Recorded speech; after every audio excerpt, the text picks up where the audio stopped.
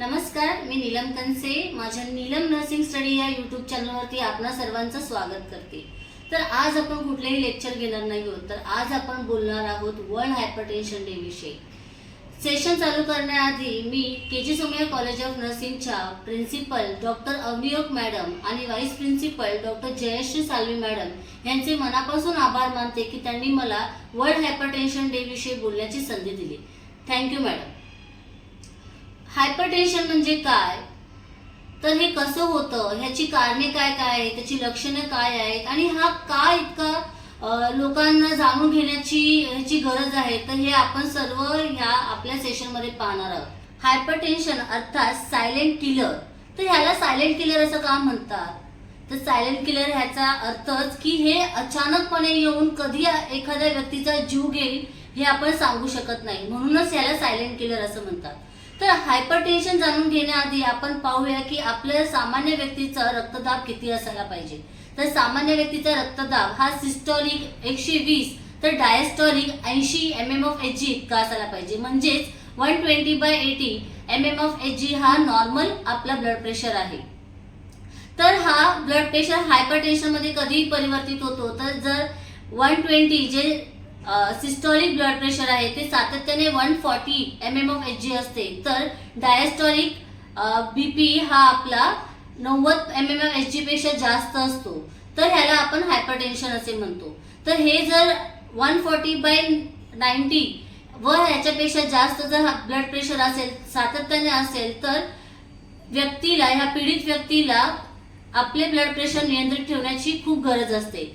जर हे नियंत्रित ठेवले नाही तर त्या व्यक्तीला त्याची किडनी निकामी होऊ शकते, त्याला हार्ट अटॅक होऊ शकतो किंवा हार्ट फेलियर होऊ शकतं, त्याला ब्रेन हॅमरेज होऊ शकतं, इत्यादी जीवघेणे आजार होऊ शकतात. आणि जर हे नियमितपणे मापन नाही केलं किंवा ह्याचा आपण त्वरित उपाय नाही केला तर हे आपल्याला खूपच घातक ठरू शकतं.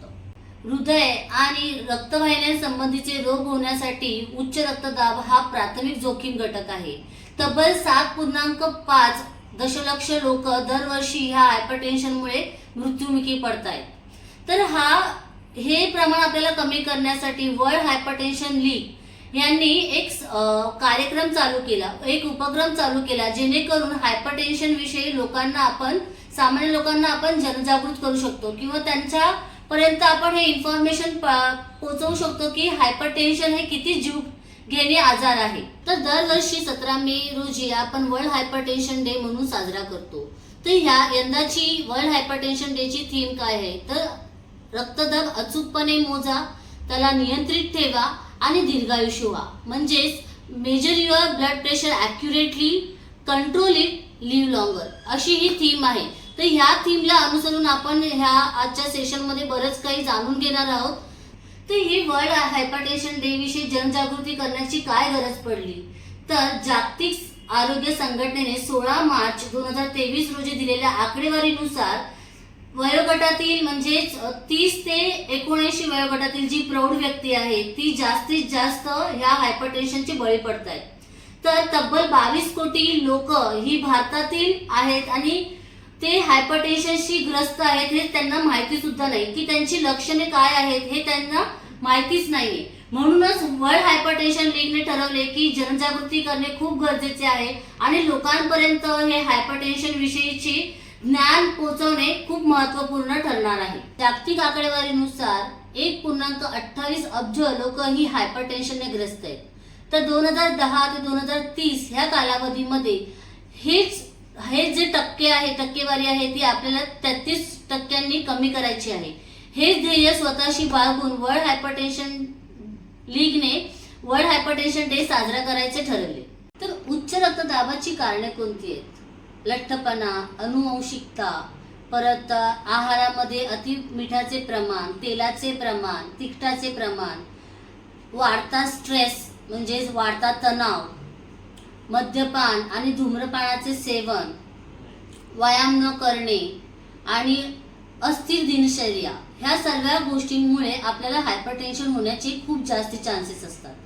तर हायपरटेन्शन झाल्यानंतर आपल्याला कुठली लक्षणे आपल्यामध्ये जाणवतात जेणेकरून आपण त्याचे त्वरित निदान करू शकतो. उच्च रक्तदाब टाळण्यासाठी काय करायला पाहिजे? तर उच्च रक्तदाब टाळण्यासाठी आपल्याला मद्यपान व टोबॅको, धूम्रपान ह्या सगळ्या गोष्टींपासून आपल्याला बचाव केला पाहिजे स्वतःचा, म्हणजेच ती सेवन केली नाही पाहिजे. परत आपल्या आहारामध्ये मिठाचे प्रमाण कमी असले पाहिजे, तिखटाचे प्रमाण कमी असले पाहिजे, तेलकट पदार्थ आपण कमी केले पाहिजेत. आपण दैनंदिन जीवनामध्ये व्यायाम केला पाहिजे. आपल्याला रात्रीची स्वच्छ छान अशी झोप घेतली पाहिजे. आपल्याला जंक फूड आणि फास्ट फूड हे टाळले पाहिजे. स्ट्रेस न घेता आपल्याला आपली लाईफ कूलपणाने जगली पाहिजे. ह्या सर्व जर गोष्टी आपण अनुकरण केल्या तर आपण नक्कीच हायपरटेन्शन पासून बचाव करू शकतो. जसे की आपण पाहिलं की हा उच्च रक्तदाब म्हणजेच हायपरटेन्शन आपण नियंत्रित ठेवलं नाही तर आपल्या डोक्यापासून ते आपल्या पायापर्यंत जितके पण आपले अवयव आहेत ते सगळे निकामी होऊ शकतात. तर हे रक्त जे उच्च रक्तदाब आहे ते कसं नियंत्रित करावं तर हे आपण दोन प्रकाराने करू शकतो. एक तर फार्माकोलॉजिकल आणि दुसरं आहे नॉन फार्माकोलॉजिकल. फार्माकोलॉजिकल म्हणजे औषध घेऊन आपण ते नियंत्रित ठेवू शकतो, तेही डॉक्टरांच्या सल्ल्यामार्फत. आणि नॉन फार्माकोलॉजिकल म्हणजे व्यायाम आणि आहार ह्यामध्ये जे बदल करायला पाहिजे ते जर बदल आपण केले तर नक्कीच आपण आपला रक्तदाब नियंत्रित ठेवू शकतो. तर आहारामध्ये काय घेतलं पाहिजे आणि व्यायाम कुठल्या कुठल्या प्रकारचे करायला पाहिजे हे आपण कसं ठरवणार? तर आपल्याला आपल्या जीवनशैली म्हणजे आपले जे वजन आहे ते आपल्या उंचीप्रमाणे असले पाहिजे. तर हे आपले वजन आणि उंची ह्याचा काय संबंध? तर हे आपले BMI ठरवतं. BMI म्हणजेच बॉडी मास इंडेक्स. तर हे आपण कसं कॅल्क्युलेट करतो तर ह्याचा एक फॉर्म्युला आहे. तर BMI म्हणजे काय? तर BMI हा बॉडी मास इंडेक्स आहे. ह्याच्याने आपण आपल्या शरीराचं वजन आणि उंची ह्याचे मोजन करू शकतो. तर आपले वजन हे आपल्या उंचीच्या प्रमाणामध्ये असायला पाहिजे. तर हे आपण कसं कॅल्क्युलेट करू शकतो? तर आपलं जे वजन आहे ते केजी मध्ये डिवायडेड बाय आपली जी हाईट आहे ती मीटर स्क्वेअर केली तर आपल्याला आपला BMI मिळतो. हा जर BMI आपला 25 पेक्षा जास्त असेल तर हे आपल्याला आपण ओबेस म्हणजे ओबेसिटी म्हणजे लठ्ठपणा असल्याचे दर्शवतं. वजन कमी करायचे असेल तर आपल्याला आपला आहार आणि व्यायाम या दोन्ही गोष्टींकडे लक्ष देणं खूप गरजेचं आहे. आपल्याला आपल्या डाएटमध्ये कॅलरीज कमी करायला पाहिजे. जर हे कॅलरीज कमी केले तर आपण नक्कीच आपले वजन नियंत्रित ठेवू शकतो. तर आहारामध्ये आपल्याला बरेचसे बदल करायला पाहिजे जेणेकरून आपण कमी कॅलरीज कंझ्युम केल्या पाहिजे. तर हे कसे करू शकतो? तर डॅश डाएट. डॅश डाएटचा अर्थ काय होतो? Dietary approach to control hypertension.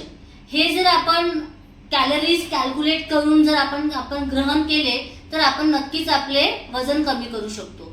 तर आपल्याला दैनंदिन जीवनामध्ये एक मेनू बनवला पाहिजे जेणेकरून आपण त्या मेनूच्या हिशोबाने आपण अन्न ग्रहण केले पाहिजे. जे आपण फास्टिंग म्हणतो की आजकालचा ट्रेंड चालू आहे की फास्टिंग केलं तर आपलं वजन कमी होतं. तर नाही, फास्टिंग करून नुसतंच फास्टिंग करून आपलं वजन कमी होत नाही.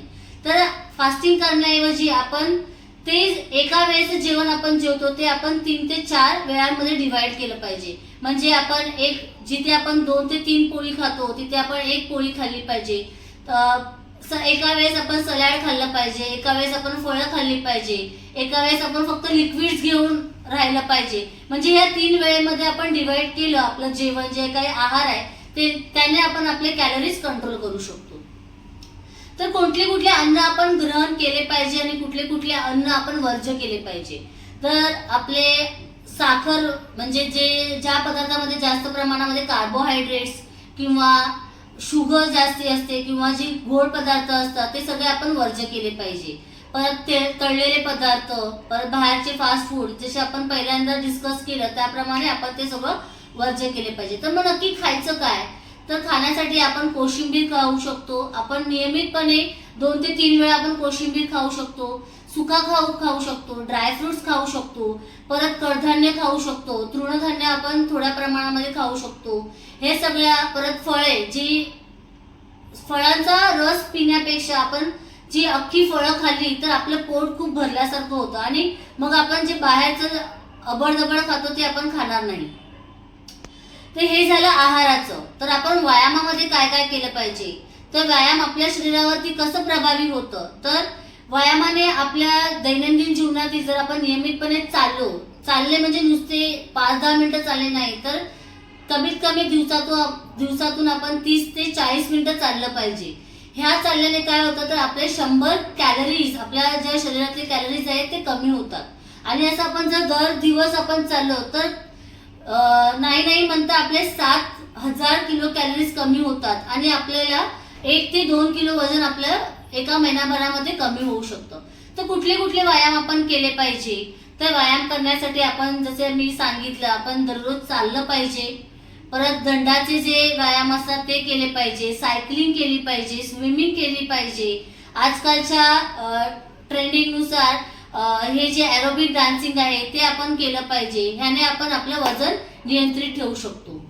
तर हे आपण झालं की आहार आणि व्यायाम करून आपण आपले वजन कसे कमी करू शकतो। पण हे आपण कसं मोजावं, हे आपण आपल्याला कसं कळेल की आपलं वजन कमी झालं आहे, ते आपण पाहून तर आपल्याला समजेल। पण दर आठवड्याला आपल्याला एकच वजन काट्याच्या मदतीने आपल्याला दर आठवड्याला वजन मोजायला हवे।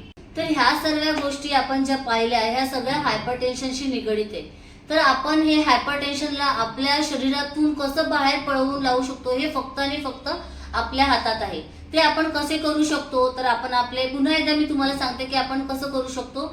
आहारामध्ये नियंत्रण, आपल्याला दररोज व्यायाम केले पाहिजे, आपल्या जी दैनंदिन जीवनशैली आहे ती चांगली ठेवली पाहिजे। तुम्ही पाहाल तर जे म्हणजे पूर्वीच्या जमान्याचे जे लोक आहेत त्यांना ह्या सगळ्या आजार होत नव्हते। पण आजकालचं हे जितकं आपलं धावधकाटीचं जीवन चाललेलं आहे, जितकं आपण ताण सहन करतोय ह्या सगळ्या गोष्टींमुळे आपल्याला हायपरटेन्शन होतंय। तर ह्या हायपरटेन्शनला आपल्याला नक्कीच बळी पडायचं नाहीये। ह्या हायपरटेन्शनशी आपल्याला नक्कीच 2 हात करायचे आहे आणि हायपरटेन्शनला आपल्याला आपल्या शरीरातून पळवून लावायचं आहे। तर नक्कीच हा जो व्हिडिओ आहे तुम्ही सगळ्यांना शेअर करा आणि ह्या सामान्य लोकांपर्यंत आपल्याला जनजागृती करायचं आहे आणि वर्ल्ड हायपरटेन्शन डे सेलिब्रेट करून आपल्याला हायपरटेन्शनला म्हणजे जो सायलेंट किलर आहे त्याला स्वतःलाच आपल्याला किल करायचं आहे। सो थँक्यू सो मच माझे हे 2 शब्द तुम्ही ऐकून घेतल्याबद्दल आणि नक्कीच तुम्ही हा व्हिडिओ शेअर कराल आणि लोकांमध्ये जनजागृती कराल। थँक्यू।